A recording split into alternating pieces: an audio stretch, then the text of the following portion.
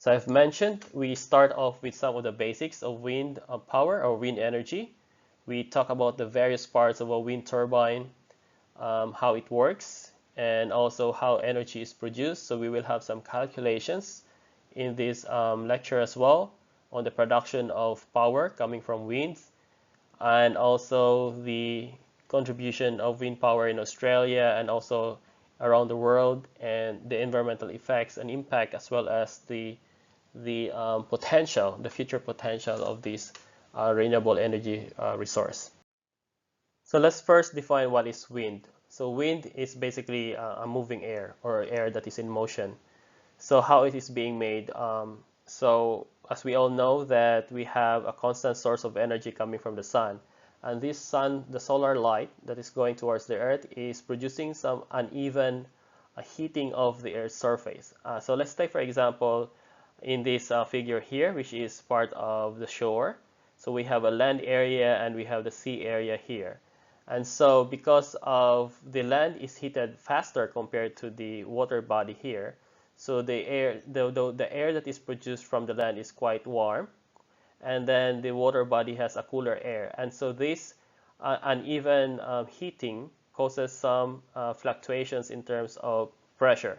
So there's a pressure gradient form. So this is a lighter air, which is lower pressure, and a higher pressure in the cool air. So the higher pressure cool air will actually push the warmer air towards the atmosphere. And so this motion from point A to point B is what is causing the air to move. And so the wind is now formed. So this is now happening throughout the world, not only in the seashore, but in other areas because of the uneven heating of the surface.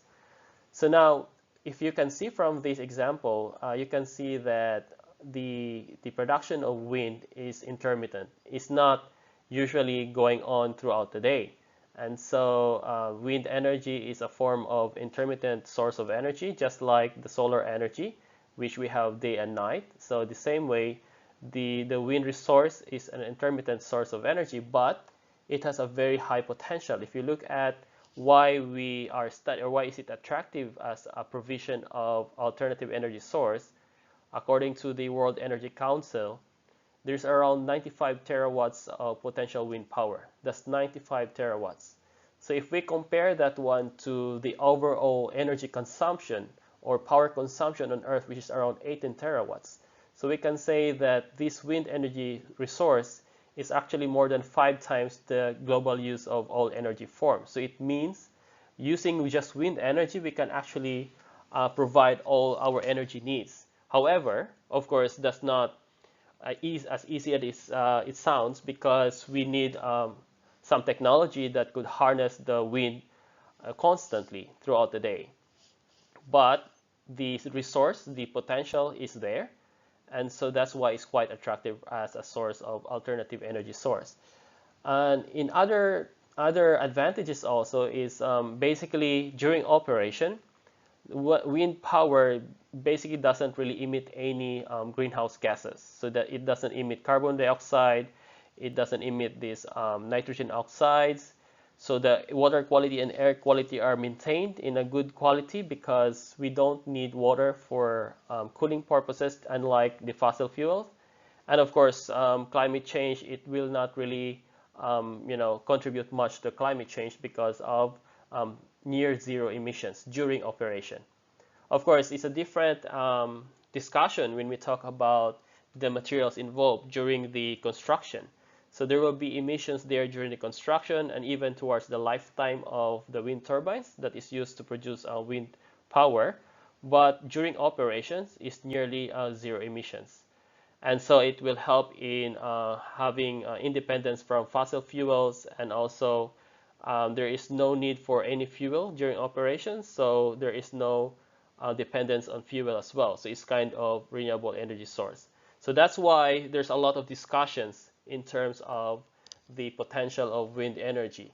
So just like the solar energy, wind energy is one of the most available source of alternative energies around the world, and it's basically can be found in any parts of the world.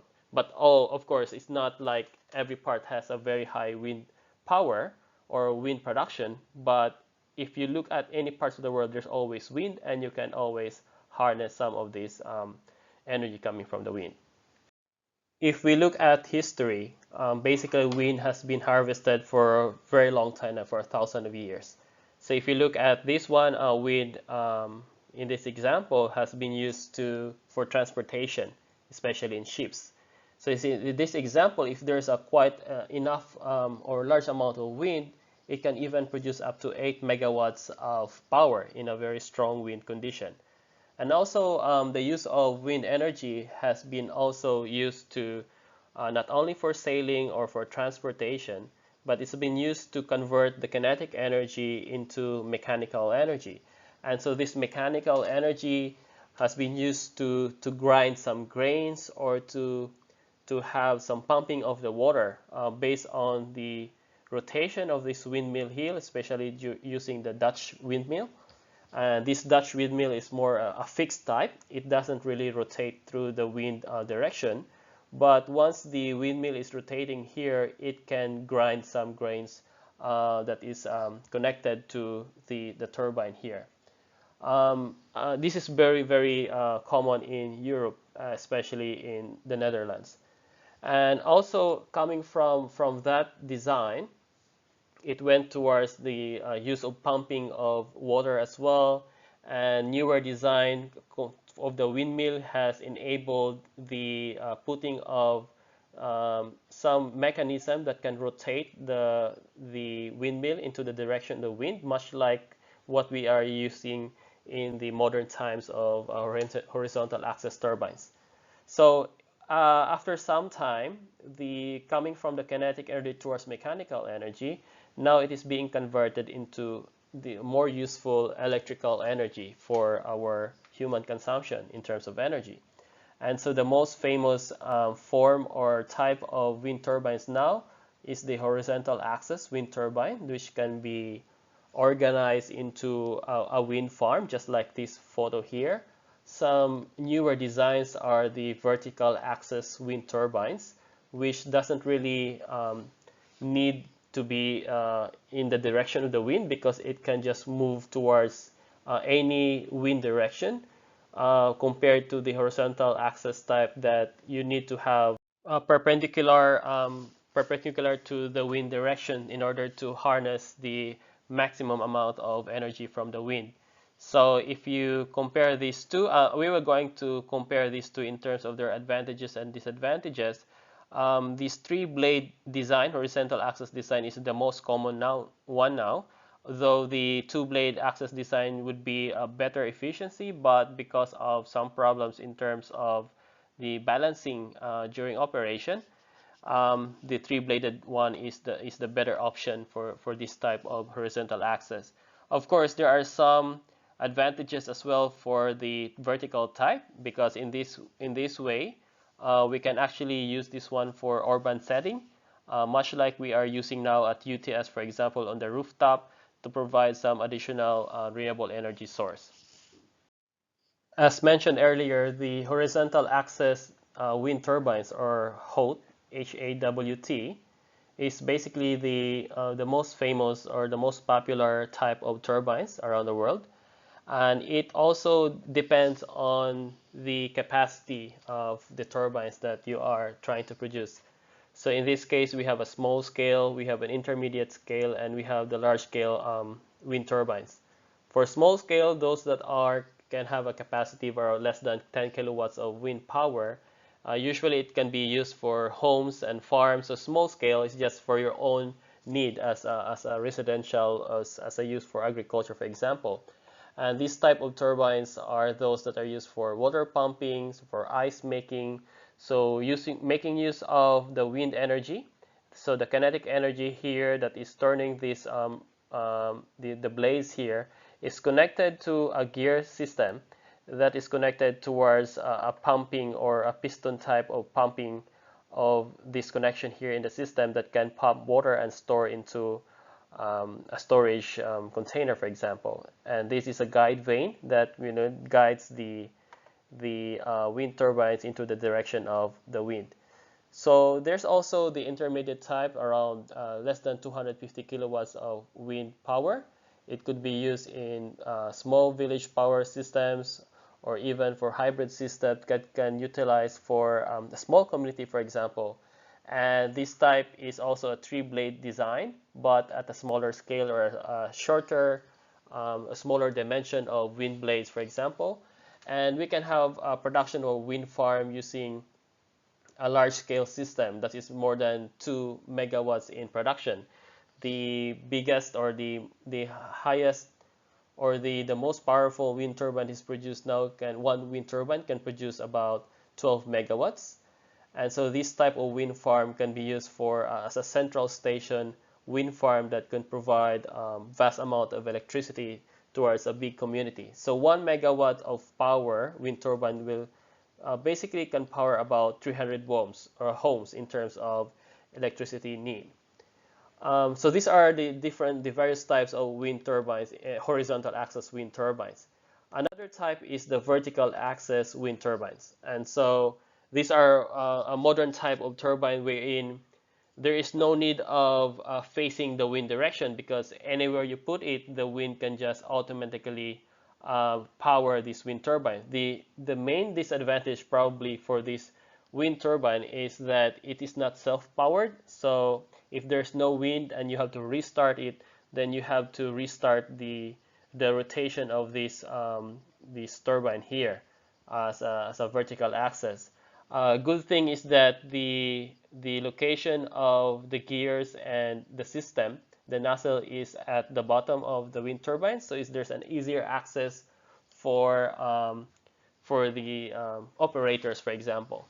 And so these type of turbines are quite smaller in terms of the energy production or the power production. And another advantage for this is that it can be placed in urban setting. For example, on the top of the roof, you can put this one on top of the roof, just like at UTS Building 11.